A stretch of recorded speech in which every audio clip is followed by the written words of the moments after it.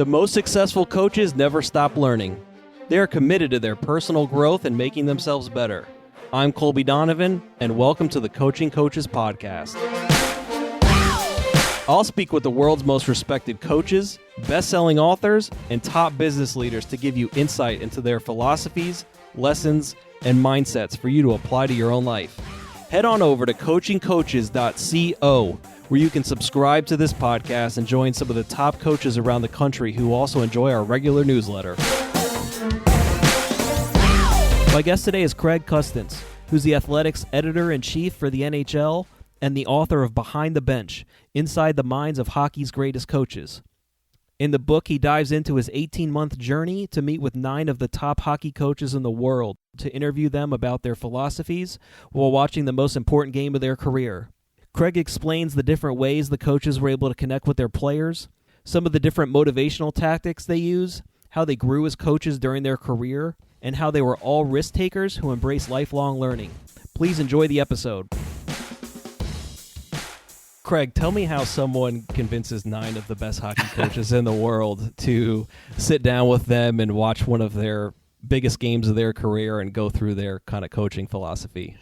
Yeah, it started with Mike Babcock, who I knew really well. I'm based in Detroit, and at the time of this book, was conceptually being pitched. It was he was in Detroit as well. And so I remember sitting down in his office and just kind of came to him with a half-baked idea where I'm like, I want to tap into these coaches. I want to find a way to do it. And I want to watch game film like that. You see more of it now. Like at the Athletic, we see people doing some of that with people. But back even as short as 4 or 5 years ago, there wasn't a ton of that going on.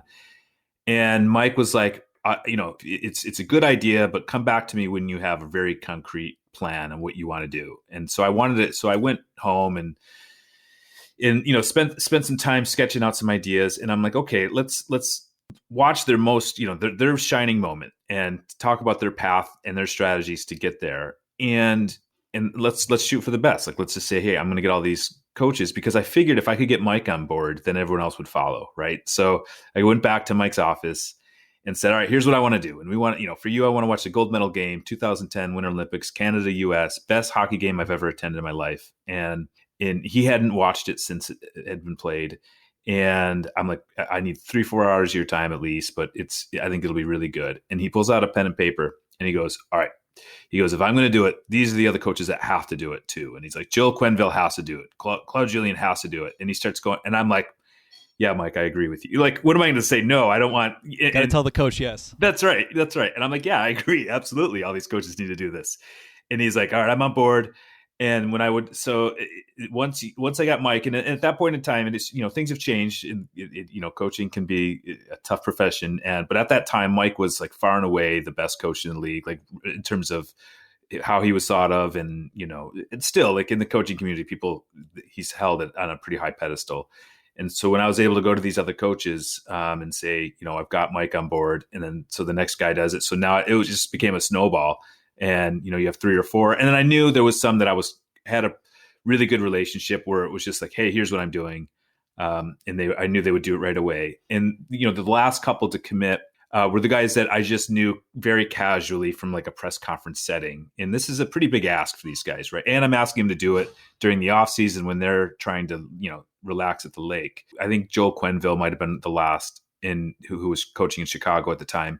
And once he saw, at that point, I think you want to be involved in a project when you see everybody else who's won a cup in the last 10 years or whatever is on board, and you're not. And Joel was gracious. He was great. He's like, yep, yeah, no problem, I'll do it. And so it snowballed. It was just pure luck that got Mike to sign on, and we went from there.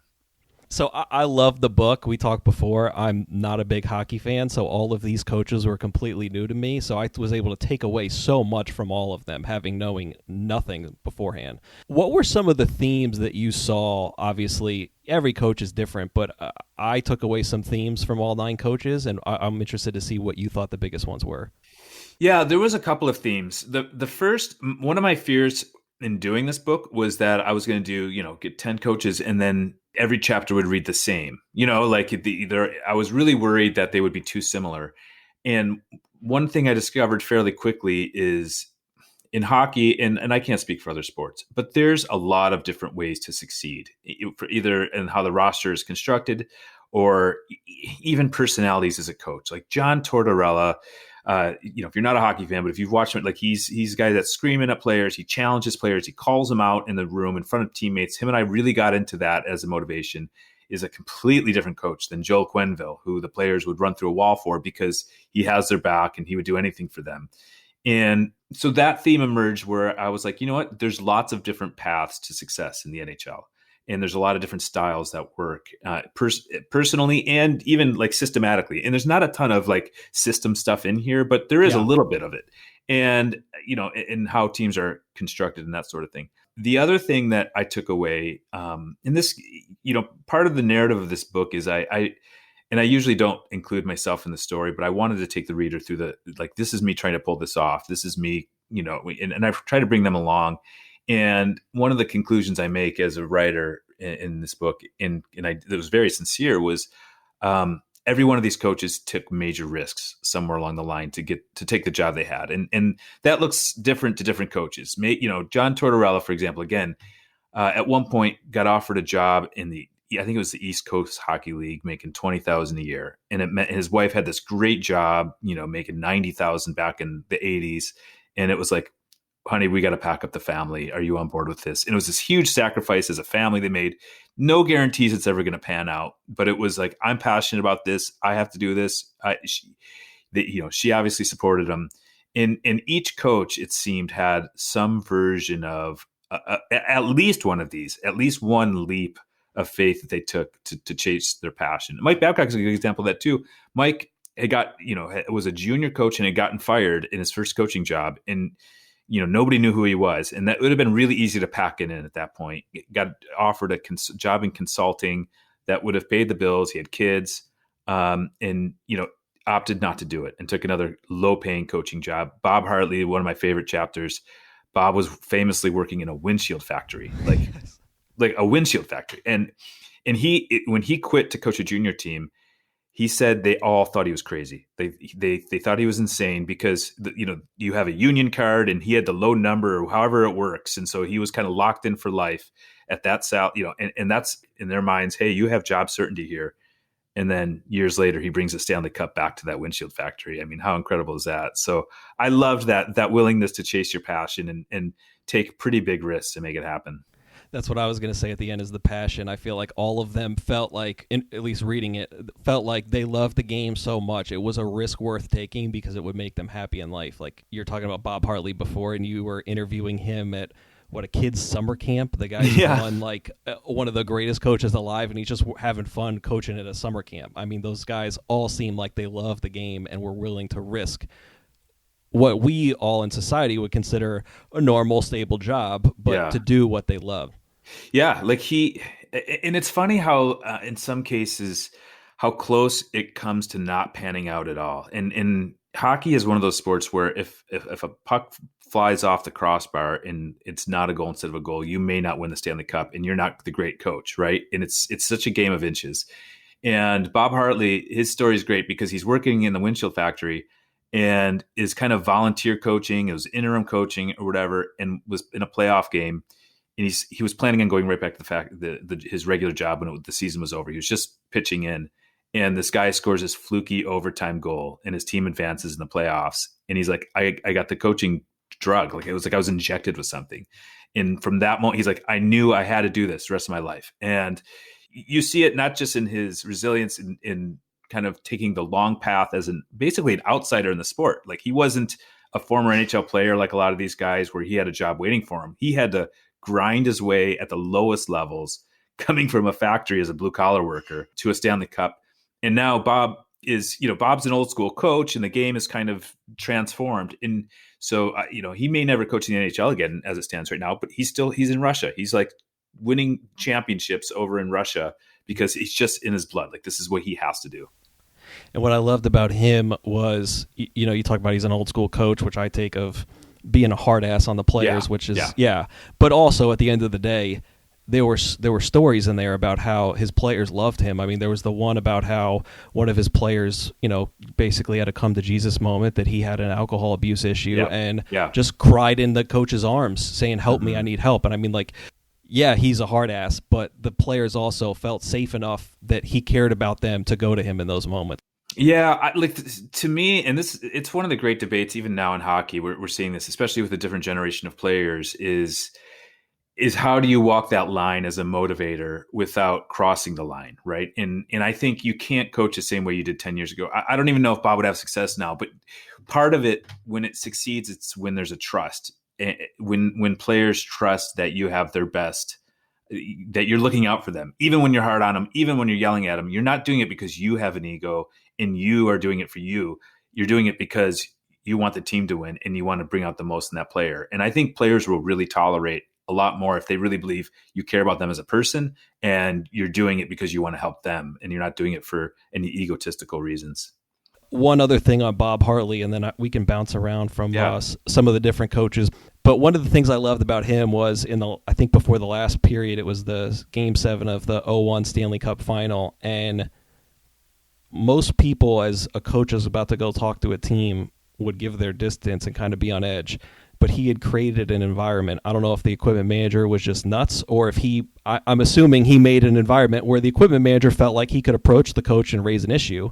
And the equipment manager approached him and said, "Hey, I'm not liking the vibe of the players in the locker room right now, and I just want to let you know and address that." And to me, that made me think a lot of Steve Kerr in the finals a few years ago when I think a video coordinator or someone low on staff went to him and said, "Hey, I think we should change our starting lineup in the NBA Finals and start Andre Iguodala." Like, to me, it takes a special coach to create an environment where someone who's not the associate head coach or your boss is going to come to you in a big moment and kind of give you advice. Yeah, and when we go back to themes, one of the things I noticed with these coaches was that they're open to ideas from anybody. And I think it was Mike Babcock who said that. He's like, "I'll listen to somebody in line at Tim Hortons, getting coffee. If I think they can give me a good idea, I can steal." And he was actually really good. Like, one of his close friends is like a CEO of a Silicon Valley company, and he's constantly trying to mine other professions, other coaches in other sports specifically to get an edge. And, Mike talks a lot about it in his chapter about change agents and people that are, constantly moving forward.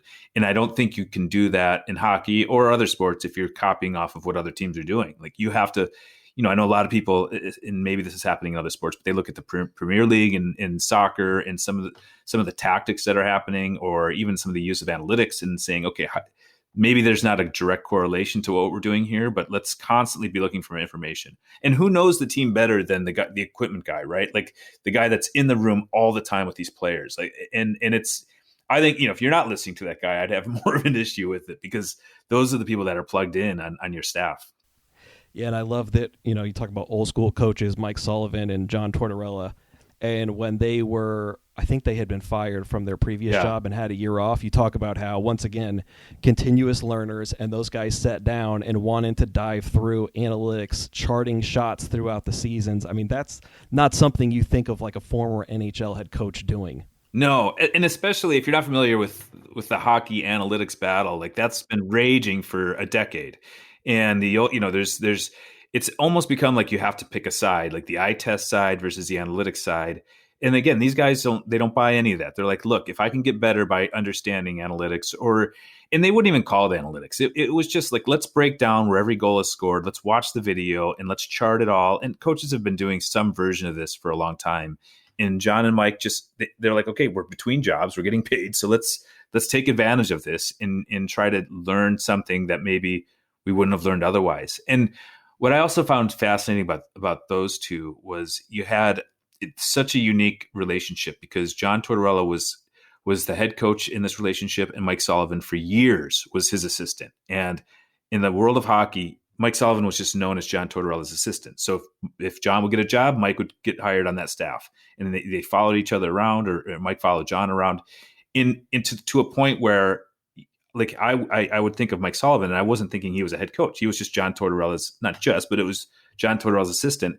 And at one point, Mike kind of realized that. And he's like, okay, this is as loyal as I am to John, this is hurting me in my career. And so he took a step back, went to the American Hockey League and said, I have to have success as a head coach here. I have to kind of chart my own path. We talk about risk taking. Like, he could have been an assistant coach in the NHL, which is a pretty good life until the end of time. But he's like, no, I have higher aspirations.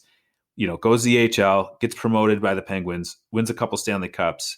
And they're both great coaches. But if you ask people, who's the best coach in the NHL, Mike Sullivan often comes to mind first. And I think now people even forget that was even the relationship at times. Yeah, I love that he, we talked, like you said, the risk taking. He took a step back and said, left the comfy top assistant coach job and wanted to risk it to try to be a head coach. And I think it took him 10 years, right? It Something took like that. Well, to get back to being a head coach. Ultimately. Yeah. And if I'm remembering correctly, because now it's been a couple of years, but Mike Sullivan, he was really close with his dad, who has since passed, and there's a conversation in there between him and his dad about this job has to work. Like, he got promoted to the Penguins job, and there was a lot of pressure on him to make that work because now he was getting his second chance as a head coach in the NHL. And that comes with a lot of pressure because I think, and he was probably right here, had that not succeeded, he probably was never going to get that opportunity again. And talk about seizing it. I mean, he's been a huge success there. And then his buddy, Mike Tortorella, one of the things I loved about him was, and all the coaches in this book, I think, had to you could look at it as they had to, or they were blessed enough to have a great player on their team to work with and try to get the best out of them. Yeah. And his relationship with his best player, I thought, was really, really interesting, if you don't mind talking about that. Yeah. So famously, John Tortorella won the Stanley Cup with the Tampa Bay Lightning, and Vinny Lecavalier was his best player, one of the best players in the game. But there was also a lot of speculation, and get into a little of the backstory in the book, that Vinny was going to be traded. Actually, there was I believe a trade agreed to in principle. There was kind of there's a lot of backstory there, but ultimately they didn't get along. Like Vinny, superstar player, John, hard-nosed coach, and was calling him out in the middle of team meetings and F-bombs up and down, and it just wasn't working. In one of the moments I loved, and this is why the concept of sitting and watching the games with these guys worked so well for me, was we're watching, as we're talking about Vinny, as we're talking about the strained relationship they had, and on this big screen in front of us, Vinny Lecavalier is making a play, and John just stops talking, and he's like, look at this guy. The talent he's so good. You could just see the admiration from John. He oozed admiration for this great player. And, Vinny makes this great play, and John's like, I don't know, where were we? 'Cause he just loved seeing that talent. And I think any frustrations he had, it was because Vinny wasn't maximizing his talent. And once they all got on the same page, and once Vinny realized that, they were able to move forward. And the really interesting thing was those battles at the time were fairly public. And John Tortorella ends up going to coach the New York Rangers. And you would have thought a lot of these players would have been like, great, this guy is gone. That pushed me so hard. And so many of those players in the Lightning wanted to follow him to the Rangers, and a lot of them ended up doing it. Yeah, I'm going to read it in the book. You wrote that he said, I wanted him to stop thinking about himself and think about the team because he was so fucking good. I mean, That's right. I think that sums up what you said exactly. And, he just wanted the best for him. Right. And, that's hard. And some of the great players are great even without kind of maxing out. And John just didn't have time for that. Like he's like, for this team to win a Stanley Cup, Vinny Lecavalier has to be our best player and then some. And that's why they won. He's out there making plays in this huge game. You and him both talked about the switch that Tortorella did was, instead of chewing the player out kind of one-on-one after practice, before practice, in meetings, just together, he kind of did it in front of the team. So then he would feel the peer pressure of, okay, I'm being chewed out in front of the team. Now the other guys, my teammates, are going to be pissed off at me if I'm not doing the right things and working for the team. And that peer pressure, it seemed like, kind of made the switch for him to get the best out of him that season. Yeah. And again, I'm sure there's people that would disagree with that as a strategy. Like, it's better to do it one-on-one. It's better to do it behind closed doors.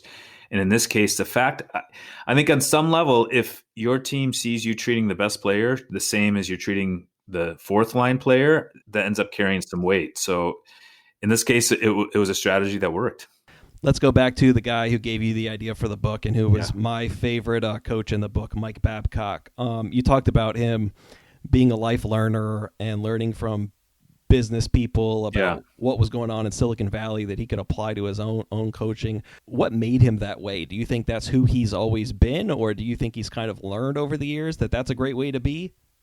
It's a good question, and I'm sure I asked him that at some point. And we got into his up how he was raised a little bit. Part of it is work ethic. Like he would talk about his dad was I worked in like in the coal mines or some sort of like really hard job and was up at 6 a.m. every day, just grinding it through. And like grinding's a great word. Like that's Mike. Like Mike is up at 6 a.m. trying to get better. I remember we met it was probably around 10 in the morning to watch this game. And like, this is the first thing I'm doing in the day or whatever. And he's running through his list of things he'd already done, a brainstorming session with his assistant coaches at 6:30 and had done like a water ski course and like ridiculous, like 10 things. It would be a week's worth of stuff for me.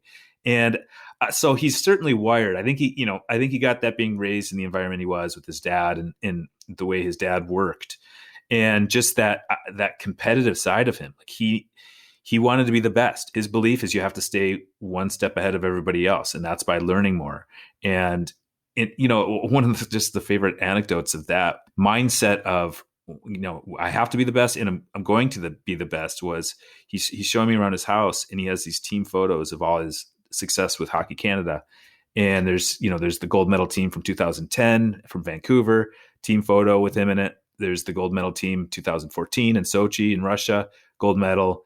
And then there's this opening on the wall. And I'm like, I kind of made a joke, what's going there? And he's like, oh, when we win the World Cup of hockey, this hadn't been played yet. Next month, I'll put the photo up there. And of course, Mike Babcock's team goes and wins that championship as well. So like, it's just, he's a competitor and he knows, he's got to stay on top of it.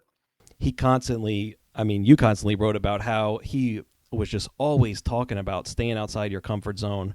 Yeah. You don't wait to get fired to take a year off to go, reinvent yourself and go learn. Like you need to force yourself to do that over time. I mean, people in sports especially always talk about, we need to stay outside our comfort zone to get better. And that's where the growth occurs. But it seemed like he lives it and almost is like an adrenaline junkie for that experience itself. He's very proactive. And as this book was being written and reported was the time where he basically let his contract run out in Detroit and then went to Toronto and just took on the best, one of the toughest coaching jobs in the NHL. And money had a lot to do with it. He got paid a ton of money to do it. But he was sitting in Detroit, could have gotten another deal, had an offer on the table, could have extended it. I don't know how many coaches, I can't even think of another example of this, just let their contract lapse and hit the free agency like they're a player. And that's somebody who was looking for a new challenge. And he's a great example of it doesn't always work out. He got fired by the Toronto Maple Leafs a few years later, this past season. But I would love to talk to Mike and say, okay, when you fail, when this, because he was even so confident then that the Maple Leafs were going to be successul. Like they were the worst team in the league when I talked to him. He's like, oh, give me 2 years. We're going to be playing. And he was so confident. It didn't work out. I think it would be fascinating to talk to him now of, okay, how does somebody like this deal with failure? And I'm sure he's dealing with it the same way. One of the other things, before we go to someone else, but another theme I picked up in the book was all of the coaches seem like their communication style in important moments was very short, concise, clear, and to the point. And whether it was a halftime speech, a pregame speech, and practices, it didn't seem like there was this big, gung-ho, rah-rah speech before the game or anything. I know he said before the last overtime of the gold medal game, you said, look around the room. One of you is going to be a hero for the rest of your life. This is going to be over within 5 or 6 minutes. Let's play fast. Let's go get them. I would expect like this big, long speech and X's and O's and all that stuff. Right. But all of the coaches seem like all their communication was very short and to the point. Yeah. There's not a lot of, and I don't know, I would be curious to hear from other coaches in other sports and how that differ, because I've seen it. I've been lucky enough to be able to shadow coaches for a day or whatever, or sit in on those. And it's quick and to the point, and it's very pointed advice and strategy. Here's these 3 bullet points, boom, boom, boom. Let's go, clap a couple times and walk out of the room. And And, you know, I really think the belief tends to be, we've been preparing for this for a long time. Like if at that point, if you're doing a lot of coaching going into overtime of the gold medal game, then you've done something wrong in the weeks leading up to it. And, you know, that's probably the mentality that we know what we have to do here. Let's seize this opportunity. One of the other coaches who was the same way, Todd McClellan, he talked about how he wanted to focus on being concise all the time. And you don't just say you're not disciplined or you're out of position. Like, you have to actually define what that is and what that means, because you may have a guy who just came from another team or another league and it was all different from them. Yeah, I liked Todd's. And again, this goes back to how each chapter I felt was so different, and because these coaches are so different. Todd's was interesting because a couple of themes emerged. One was communication. And hockey is a world where, I would love to think of some examples. I'm not going to be able to right now, but like where you go team to team and there's different phrases on the forecheck, or, you know, get up top, or whatever it is. Even like chipping and like all these different things where it may mean something different to each player. And sometimes there's a lot of lingo and there's a lot of slang in it doesn't, you're not really giving clear instruction. So two things emerge. He's like, I need to know that the players understand what I'm talking about. So when I'm explaining something, it's clear. It's not just some vague work harder and, you know, battle more. Like, that doesn't mean anything. That's not an instruction. And the other thing is what Todd is focused on and what he's really good at is the why. Why do we have to do this? So it's not like, hey, let's get pucks in deep. It's here's what they're doing so that if we chip the puck around them and go get it, then, you know, we're solving this issue. And he's really good at giving the players the why. And that was a revelation he had, that he's like, it was so different than when I was raised. The coach would just tell you what to do and you just did it. But, you know, now today's player, they're not just going to blindly accept what you're telling them. They need to be convinced that that's the right thing to do. And so the why becomes as important as what you're explaining. The other thing about him I really enjoyed reading was, it seemed like he was a young up-and-comer, rapidly moving up, and when he was hired, I forget with which franchise, but the GM kind of had a talk with him about slow down. You don't need to keep on, you know, being on the hedonic treadmill of life, and that patience, you know, paid off for him, being tactical with what job he wanted next when he had the opportunity to. Yeah, I love that too. That the GM was Doug Riseborough, and this was with the Minnesota Wild. And Doug gave him, you know, great advice. Todd was one of those guys. This would never happen now, but got a job as a junior coach from the classified ads in a local newspaper. You know, happened to read it and was like, "Hey, I'd like to try this," and gets it, and just immediately was like a fish to water, and started winning everywhere he went, and became the hot, you know, there's always this version of this in every moment in time, the hot young minor league coach, the hot young AHL coach that you knew was gonna succeed. And Doug Riseborough just said, hey, continue to learn everywhere you are. Don't constantly be looking at what's next, and then be smart with what jobs you accept. And I'm sure there's a million instances where coaches take a wrong job, and maybe even know it, that this is, but can't resist moving up that ladder. And Todd's point was, you know, he had been and has always been really smart about the jobs he's taken. And sometimes you don't have that choice. Like, sometimes it's just like, hey, this is my shot, I got to shoot it. But in his case, it was let's analyze it and let's make sure that now is the time to do this. If you enjoy this podcast, I also write a weekly newsletter sharing the best content I found in the last week that directly applies to coaches. Some of the best coaches in the world subscribe, and it's free. So go to coachingcoaches.substack.com or check out the link in the show notes to subscribe. Once again, that's coachingcoaches.substack.com. Let's get back to the episode. So Ken Hitchcock was another coach you talk about in the book, and his relationship with the GM I thought was great too. And you tell the story of how Hitchcock, and I think a lot of the coaches in the book, over their career, I would say, seem like they didn't mellow down from the standpoint of holding players accountable, but mellowed down sort of on the bench and being overbearing all the time, going back to the only speak if you have something really important to say and be concise when doing so. But I love the story of the GM kind of coaching him up on how to be a better coach and making a big impact on his career. Yeah, there's like the version of Ken Hitchcock as a junior coach, like you almost hear horror stories from players that like it was mean spirited. There's a moment with the Dallas Stars and he's just riding the team really hard. And Bob Gainey, the GM at the time, says, Hitch, let's take a walk. Let's give them a couple days in their own and just step back. Like, you don't have to keep the gas on every second, every moment of the season. And Hitch was like, "Oh yeah, I'll sit in the stands and maybe I'll watch practice from the stands." And Bob was like, "No, I need you to not even be in the building." And I think knowing when to take your foot off the gas as a coach is an important skill to learn. And what I really appreciate about Ken Hitchcock was the way he was able to articulate. You have a successful team when you're done coaching, when you don't even have to coach. And he would hear players. They would say, "Hey, Hitch, we got this. Like, we'll address this issue." Yeah, and I'm sure coaches say that all the time, but he's like, it had only happened to him 2 or 3 times in the course of his career, where by midseason he stopped coaching, and the team had bought in completely, and they were doing everything they had to do. And he's like, that as a coach, like, that's the peak when the players are delivering your message, that you're going to win. What do you think it says about him? I'd love for you to explain what his favorite moment was from that season when they won the Cup final. There's a moment after the Dallas Stars win the Cup where they're all sitting in the dressing room, and they're going around person to person and telling what that group meant to them. You usually think of championship celebrations as, and this was part of it, beer and champagne, and you're jumping around. They just took this moment to realize, like, this group is going to be together now for history. And each player to a person went around the room and talked about what that meant to them, to a point where now here we are decades later. And when I would ask players about it, they were like, that stays in that room. Like, it meant so much to them. It was so personal to that group that they still weren't dying to share it.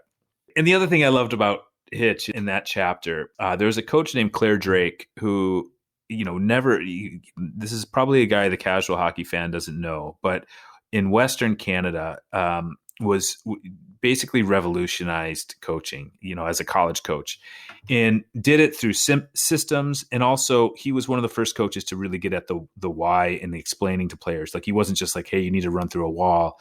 And it was, very systematic hockey. And you can see the influence on Ken Hitchcock and some of the other coaches. Barry Trotz is another, I would say, disciple of that, the coach right now with the Islanders, having great success. And it is fascinating. I've always been fascinated by the kind of the coaching family tree model, and you see it in all sports. And in this case, here it was this guy who most hockey fans wouldn't know, who's a college coach in Western Canada, was basically the godfather of all these great coaches. And another coach who kind of had a great way of showing players why was Ron Wilson. And you were talking with him about the Olympics in 2010, and unfortunately for him, he was the only coach you met with who lost. But I love the story of how he wanted to connect playing in the Olympics with what it meant for the people who have sacrificed for the country, and bringing in the soldiers and having the soldiers give each player like a little token or memento type of thing to bring with them. That was awesome. It was so cool. And just to share a little bit of the story, yeah. So, Ron Wilson and Brian Burke was the GM of that team. When playing for your country is different than playing for a Stanley Cup, and the Olympics is it's a completely different stage than the Stanley Cup Finals. When hockey fans are watching the Stanley Cup Finals, every sports fan in America is watching Canada, U.S. in the Olympics. And so I think if a coach can find a way to make the team and what they're trying to do bigger than even the group, like, it's great if you can make it bigger than the individual. If you can make it even bigger than the team, and in this case it was, we're representing a country, and we're representing the people that are right now in Afghanistan or wherever, and they're fighting, and they're going to go and they're going to tune into this game for a couple hours, and we're going to give them something to be proud of. And it wasn't just an abstract idea. Like, each player was connected with a soldier, and they were each given some sort of trinket, to remember these guys. And I remember talking to Ryan McDonough, who was on that team. I think it was Ryan Callahan. He's like, yeah, it changed everything. It was such a different perspective. And that's great. Like, that's great leadership out of Ron Wilson and Brian Burke. It's a way to make it bigger. And I thought it was really smart. Yeah. And it shows it's not all X and O's. It's about helping the players, like you said, with the why. Yeah. And I would like Ron Wilson. I'm not, I mean, he might argue with this. I don't know if he's a great strategic coach or, X's and O's guy. Like that's not necessarily his reputation. Like where Ron succeeded was, finding these external motivators or even like finding ways to get guys to bond. And he's a big, like, let's get the boys out early golfing together and let's have fun and let's bust each other. Like he'd get on guys and make them laugh. And, he definitely had his own style. Different from a lot of the other coaches in the book, definitely. Yeah, like to me, like the biggest difference, and I don't want this to make Ron Wilson look bad, but the biggest difference to me, there's a moment where, because we do have Mike Babcock, the ultra prepared, has been preparing for this moment for 10 years. So when they go into overtime, he doesn't have to say anything.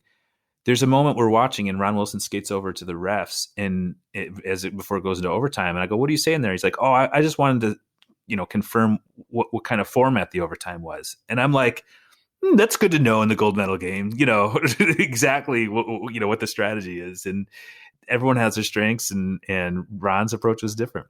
Speaking of motivational tactics, Claude Julien, I loved what he did during the 2011 Stanley Cup with bringing ice from the home ice on the road to try to make the players have more meaning with it. That was a great story. I love that. I like who knows if that impacts a win or not, but if I remember correctly, it was Nathan Horton who ended up pouring the ice, who was an injured player. And, there was a few stories in this book of where these coaches would go out of their way to include either somebody who was just not in the lineup for injury or just because he was a healthy scratch. Joel Quenneville is an example of that, where he would have Adam Burish like do pregame scouting reports. He ended up like doing it with his guitar and singing. And this was a guy that was playing 6 minutes a game. And that's what Boston does. Nathan Horton goes and pours, who had been injured earlier on. It was great. Like I love those little things. Why don't you talk about the guitar playing in the scouting report? Because I don't think most coaches at that point in the season are going to do what he did in that situation. Oh, it's so good. So like the theme throughout Joel Quenneville's chapter is just how much players love him. Like they just love him. And there's a million examples of that, but that's such a good one. So you have Adam Burish, and if you're not a hockey fan, like this is a guy that's on the end of the bench. He's brings some physicality, fun guy. Actually, one of my favorite people to talk to, but wasn't playing a lot. And so before one of the games or one of the series, he's like, "Hey, this team. Like, will you give the boys a little bit of a scouting report on each guy?" And so, Adam Burish does it as only he, funny, and he's breaking it down player by player, and guys are cracking up, and it's fun. So he's like, "Hey, that worked really well, but do it again and give it a twist." And at one point they're doing videos, he's doing silly videos in the city. And another time he just pulls out a guitar and he sings a song about each player. And I mean, if you're nervous about a game and Adam Burish steps in before and sings a song about the other team, like I think you're probably going to relax a little bit. And it's, I don't know if Joel's thinking that deeply into it or if he just wants to include a player that he knows the guys love in that locker room. But you could just tell when he raises the Stanley Cup, he feels like he had a big part of it, even if he wasn't the guy scoring the goals or whatever. I think of Phil Jackson a lot, how he did do those kind of quirkier things with his players, and he was able to embrace the players for who they were and not say, I need you to stay within the lines and be, hard-nosed and follow the rules. Like he embraced kind of the quirkiness of the players, kind of like how Phil Jackson did with some of the guys on the Bulls, like Dennis Rodman. Yeah, and it's fascinating to me because I think there's a lot of evolution still in hockey for that, because my criticism of hockey in coaching and the culture of hockey is they still want everybody to be almost exactly the same, and there's not a lot of encouragement of personality and difference. Like it's let's make this about one, down to the point where, there's some teams you got to shave or whatever. Lou Lamoriello is famous for that. It's about the team and it's never about the individual. And I think there's a next generation of coach coming that can have more of that Phil Jackson, where it is, hey, you can still be an individual, and whether it's stating your beliefs before a game or after a game, or it's, showing your personality more on the ice or in the dressing room. I think there's a lot of room for growth. And again, if you're going to steal from successful other coaches, that's happening in the NBA and it's working. And if these players feel that their coach has their back for who they are, not trying to conform to, to whatever, I think there's a way to succeed like that. Yeah, it's that balance of coaching them hard, showing them that you love them, but also holding them accountable. Right.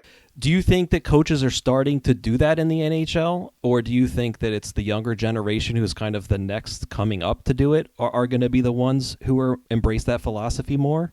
Yeah, I mean, it's a great question. You see it a little bit more.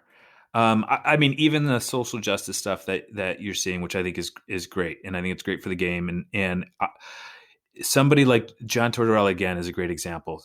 In 2016, he said if a player ever knelt during an anthem, he'd be glued to the bench. And John, we even got it like he has his reasons that his son is a Navy SEAL, and you understood where he was coming from. And he's now, he said recently, no, my point of view has changed on that. And these players have their right to express themselves as individuals. So I think you're, and that's a great example of the evolution of the old school. And now you look at these younger coaches, Sheldon Keefe in Toronto, that are going to encourage some of the personality. Like I look at that Toronto Maple Leafs. Now that team hasn't had success yet. So, if you really want that to work, then they have to win a Stanley Cup. But, there's a lot of those guys are, their personalities. Austin Matthews has a personality, and Mitch Marner, and these guys, these stars, you see their personality shine through that maybe you wouldn't have seen years ago. So I definitely see that, there is an evolution on that front.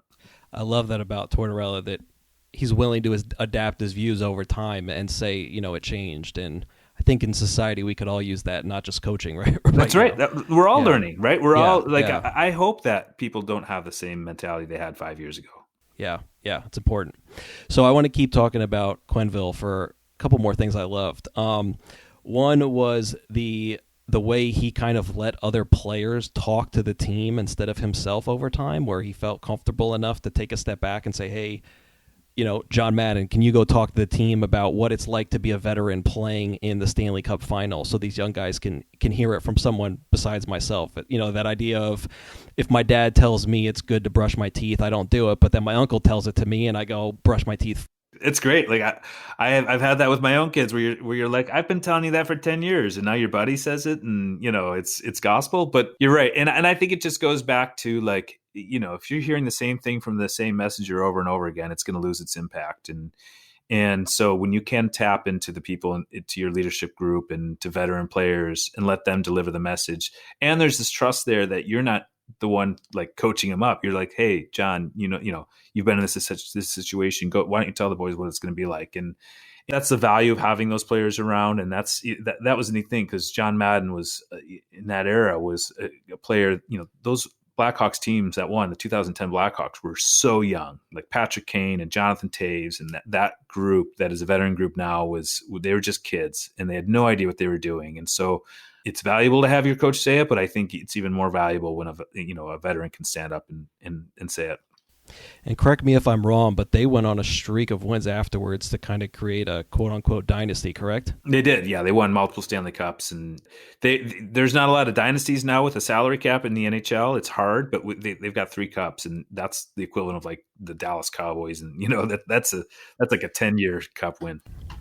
So my favorite non-funny story in the book, I think, was him helping, and it shows how much he thought about his players and what was good for them, and put his foot on the line for them.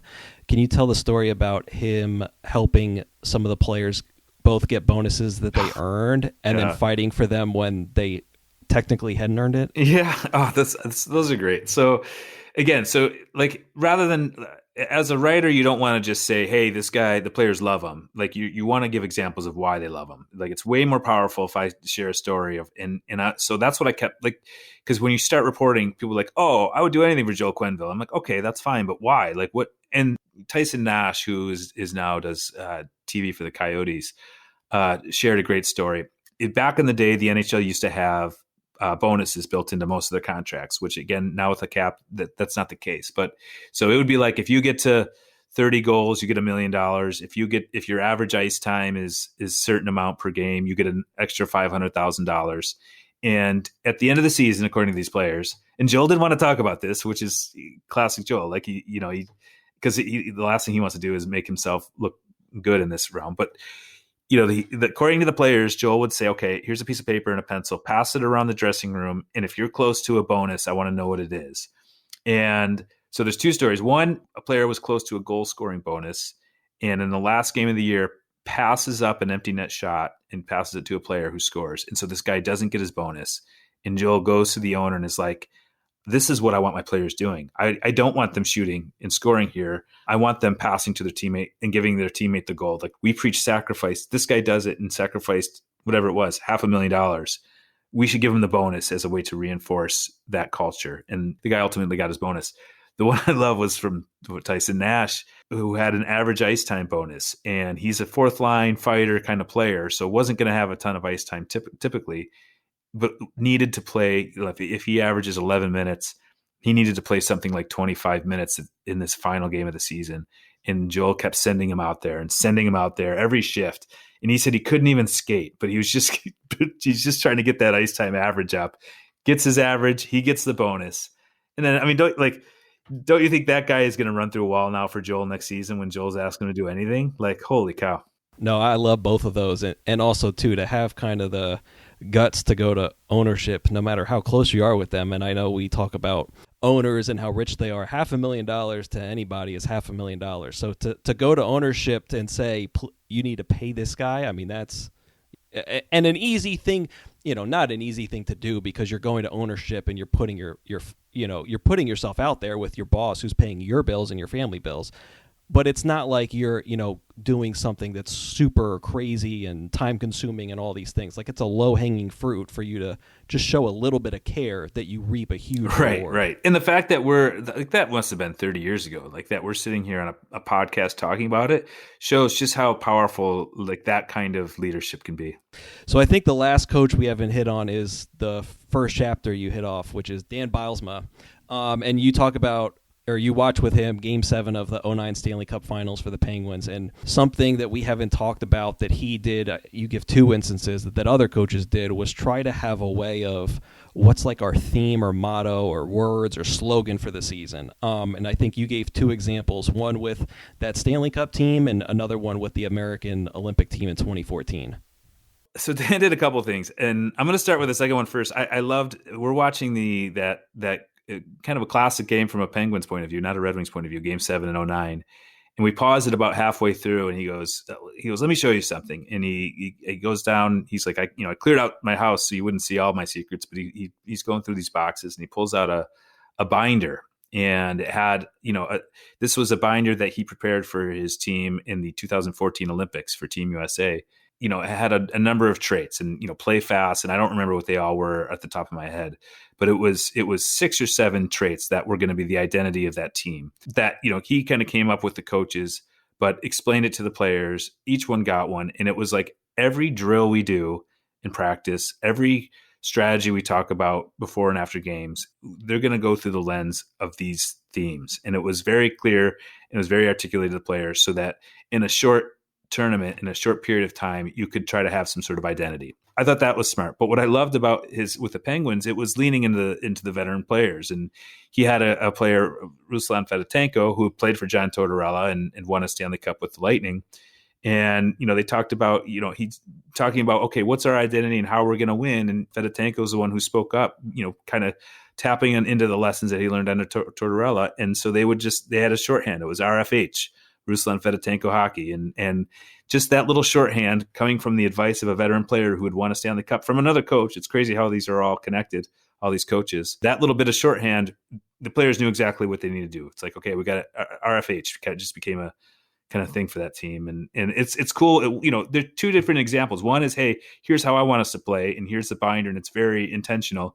And the other one becomes almost organic, where the players, you put a player on a spot, he says something interesting, and then that becomes a rallying cry almost.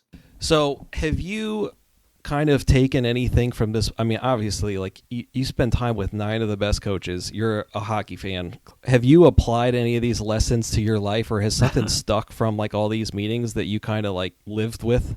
Yeah. So the interesting thing is, as I'm reporting this book out and kind of evolving as a person and learning from these coaches, frankly, like it was even if I didn't publish a book, it would have been hugely beneficial for me to go through this process. I was at ESPN in being presented with an opportunity at a company called The Athletic that nobody knew anything about. And it was this tiny little Silicon Valley startup that was, it was, and now people hopefully are familiar with The Athletic, but it was, we're going to charge people a subscription to read sports on our app. And I loved the vision of these two young founders, well, young to me, I guess, Adam and Alex. But here I am at ESPN with a great job as a sports writer. It's, it's what you aspire to do. ESPN had made a, great contract offer. And here was this tiny little startup saying, hey, we want you. And not only that, we want you to take a leadership position and kind of able to offer me opportunities I wouldn't be able to get at ESPN. And that's like, I know, had I not done this book, had I not sat down and heard all these stories from these coaches saying, hey, at some point to do something great, you have to take this risk. I wouldn't have done that. Like, there's no chance I'd take the job at The Athletic. And really kind of inspired by that mentality of sometimes you got to go off the safe road, and took a leap with The Athletic. And it's been, we just crossed 1 million subscribers, and huge success that I can legitimately, like, I'm proud of saying I helped build, like, from a very early time, helped hire people, like, stuff I never would have done at ESPN. Like, I wasn't going out hiring writers at ESPN. In Athletic, it was like the startup, and we're trying to recruit people and trying to convince them to join us. And it was and is a blast. And I know that decision was impacted by this book. That's awesome. That's a great takeaway. Awesome. What's been the response book-wise? Have you had a lot of, it's been out for a few years now. I'm sure the hockey community has eaten it up. Have you heard from coaches in other sports or I guess business too, that they've enjoyed it? Yeah, so that's been one of the most rewarding things to come out of this is, I knew we'd have an audience just for the hockey stories, right? Like, just kind of reliving just through nostalgia, the 2010 Olympic gold medal game. I knew there would be an audience for hockey in that. And there was. And we sold right away, it did well, and we sold to that group. And I just had a conversation with my agent about this the other day. What we're discovering now is it's continuing to sell at a similar pace 3 years later, in large part because it's now being passed around coaching communities, leadership communities. I did an hour-long interview with a podcast recently called Read to Lead, where they usually are interviewing, CEOs of companies. And the guy was like, hey, there's so much good leadership in this book. So he wanted to have me on, or even having this conversation with you. You're like, I'm not a hockey fan, but I was able to have a takeaway. Next week, and this, like, I'm doing this all the time for a book that came out 3 years ago. Next week, I'm teaching a class in Minnesota, where it's like, hey, it's a coaching class, and we just want you to distill down some points. And it's been so rewarding to see it kind of go beyond the hockey world. And it really, again, that's a credit to Mike Babcock, going back to the beginning in the conversation we had, because not only did he say, here's who needs to be in this book, he said, this book has to be about leadership. He's like, I've done a hockey book. The hockey market, if we're being just very pragmatic about, I want to sell a book and I want it to be successful. If you just limit it to a hockey market, it's, you've really limited your audience. If you can write it in a way that maybe appeals outside of that, it's going to have staying power. And that's exactly what's happened. It's been awesome. Like you said, there's so many leadership takeaways, like motivational takeaways, life lessons, and to see, you read a book that's a biography, you normally get the ins and out of Mike Babcock. And with this one, you're able to kind of see the different paths and philosophies that these guys had that worked in different ways. So I loved it. I'm glad you wrote it, and I'm glad that people are still picking it up. I appreciate that. And the paths is another one that I've got a podcast, The Full 60, and I'm obsessed with the paths. Like, how did you end up where you are? And so those are hour-long conversations with, like, successful people in hockey, where I don't care about the game last night. In this case, I just want to know how'd you end up in this spot? And because I think, as somebody who is a lifelong learner, I think there's a lot to learn from, whether it's, hey, I picked up a theme of everybody taking a risk, or this is a decision this person made. I think we all can extrapolate something from somebody's path and somebody's success.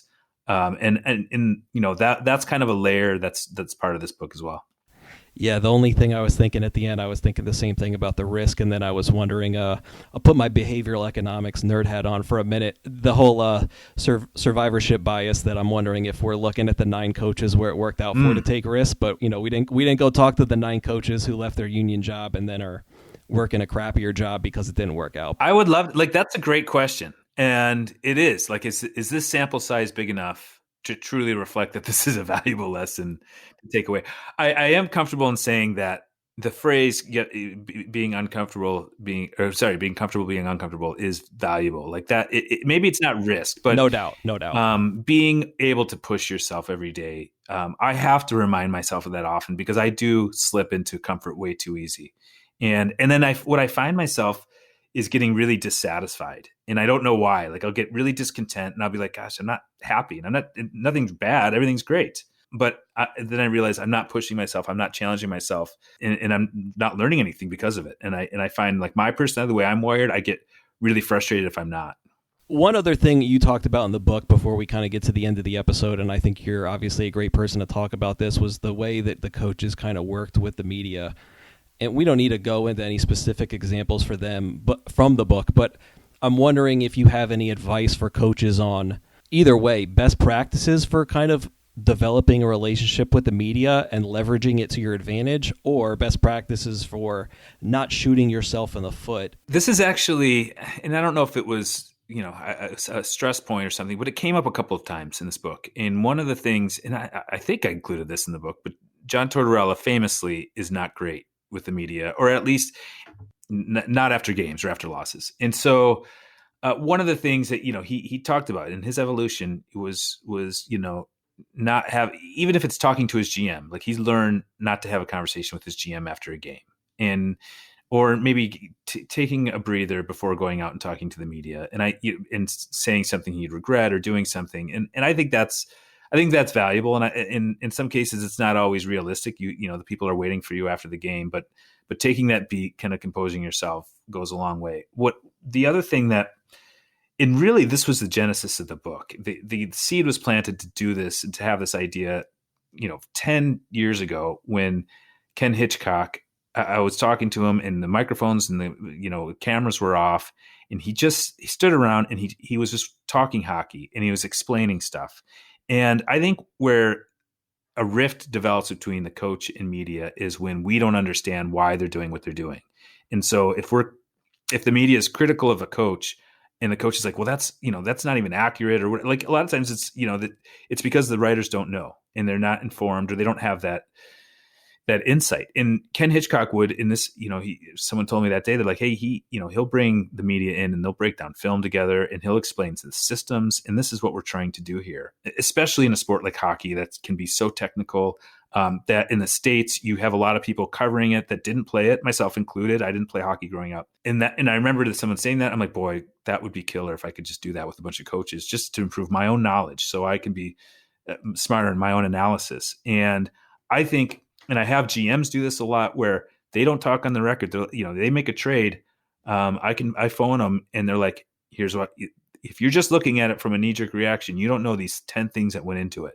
But hey, this guy came in and told me this, and this is why we had to do that, and we're going to make this other move. And if there has to be a trust there between the reporter and the coach. But I think if you're willing to form those relationships with people in the media, to explain yourself, to help them have a greater understanding, I think that makes the coverage of the sport better, makes the writers more informed, and I think it makes the fans more informed. So before we get to the end of episode questions for you, where can people either follow you, listen to the podcast? I'm overexposed. So you can find me at Craig Custance on Twitter. If you like the conversations like this, I would encourage you to listen to the full 60. We've got a ton of them. If you're not a hockey fan, maybe scroll through and see if there's even I don't know if you're familiar with Ryan Holiday, who's a writer, who I just love his stuff. Like had him on just to talk about his process. There's a ton of good conversations on the full 60. And I would encourage you to download The Athletic and follow all the things we're doing there on the app. So what's one book besides yours you think every coach should read?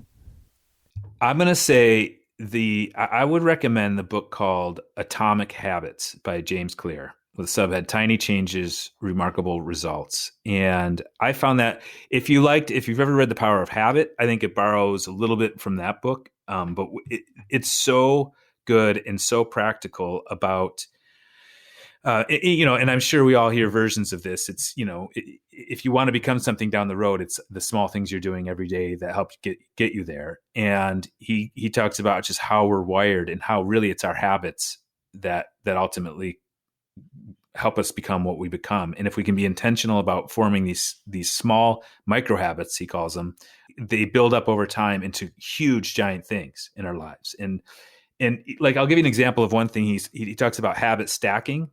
So if you have coffee every morning, or if you do something in the morning, and I've done like I have a version of this now. If there's something you do every morning, tack on one like positive thing right after it. So it becomes no brainer. So it's like, okay, after I have my coffee, I do 15 sit-ups or whatever, like something stupid, but that like, you just stack one thing on top of something that you're already doing every day, and takes the thought out of it. And next thing you know, it accumulates into your week where you're like, oh, I never would have done X if I hadn't just stacked it. It's great. There's a lot of very practical advice about habits. And I think that's something that you can, coaches, especially, you can pass it on to your players. What's one person you'd want to hear as a guest on the podcast? I'm going to say I would like you to talk to a coach named John Cooper, who is the Tampa Bay Lightning coach. Again, because I'm going to keep it in the world of hockey. He wasn't in the book because this was all, these were all Stanley Cup winners, and he's going to win a Stanley Cup, probably even this year. But John is somebody who I would love to hear an outside perspective of somebody who's not in the world of hockey, talk to him about his philosophies, because he's so different. He's a guy that is, he's fun. He was a lawyer and a lacrosse player, completely different kind of upbringing in the world of hockey. And I think it would be cool to get somebody outside that world to talk to John.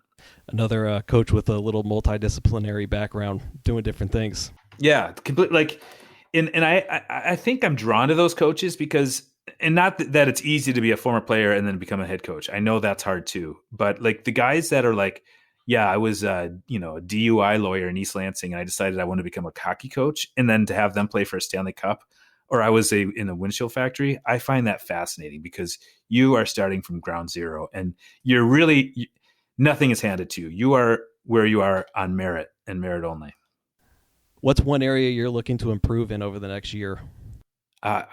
This is really specific and almost personal, but like I'm trying to cut down on drinking, and I mean this not from like a alcoholic standpoint, but like I'm tracking because I'm a complete dork. But like I'm like, okay, if I had 2 glasses of wine last night, how do I feel? And I rate it on a scale of 1 to 10 in the morning, and I'm really tracking everything I'm consuming negatively in terms of food and drink. This is so stupid and dorky, but I found there's a really direct this is obvious, but there's a direct correlation. Like if I'm now on day 5 without having a glass of wine or a couple glasses of wine at night, I'm exponentially more energetic and ambitious and confident.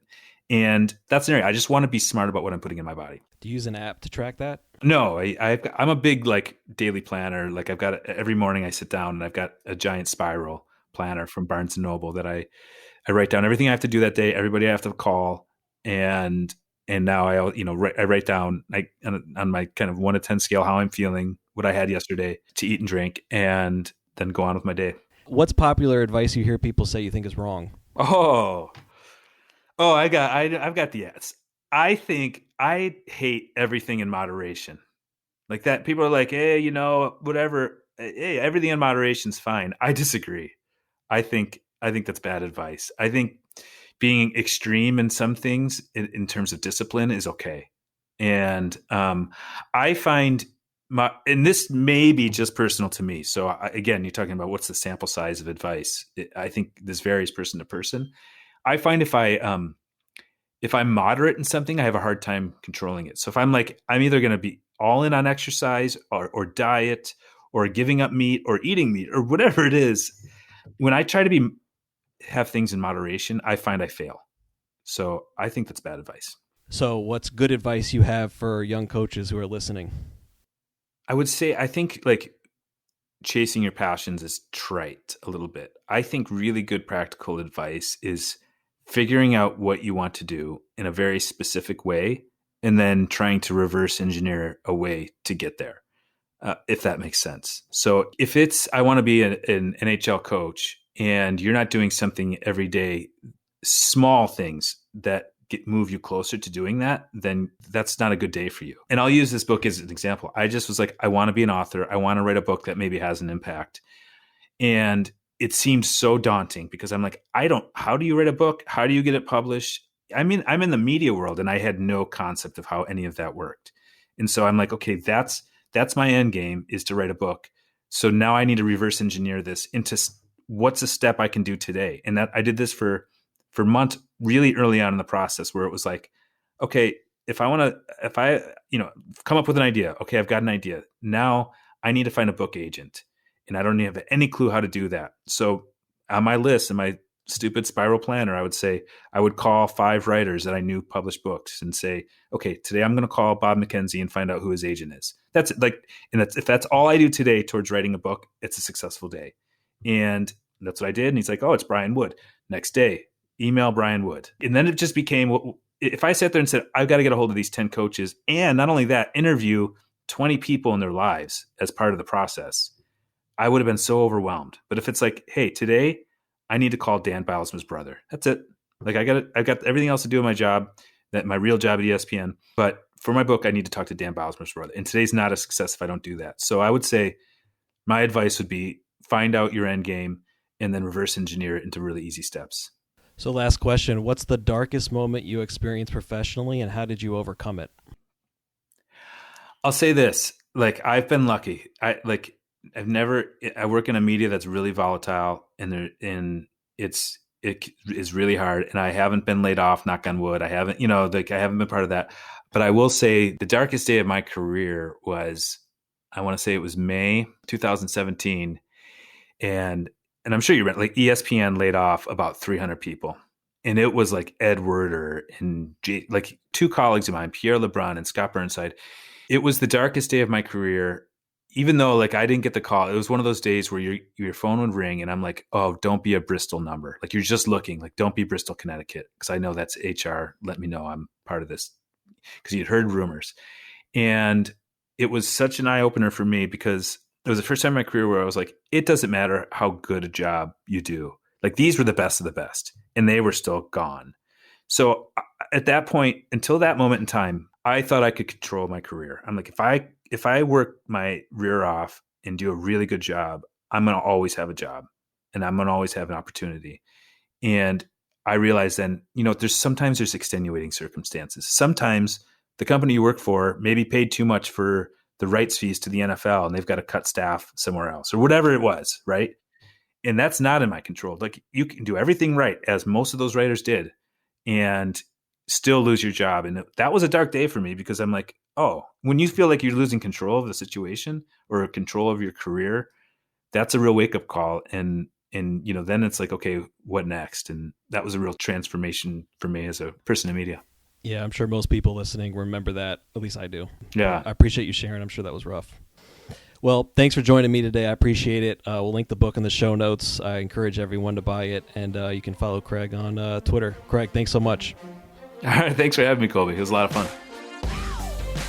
You've been listening to the Coaching Coaches Podcast.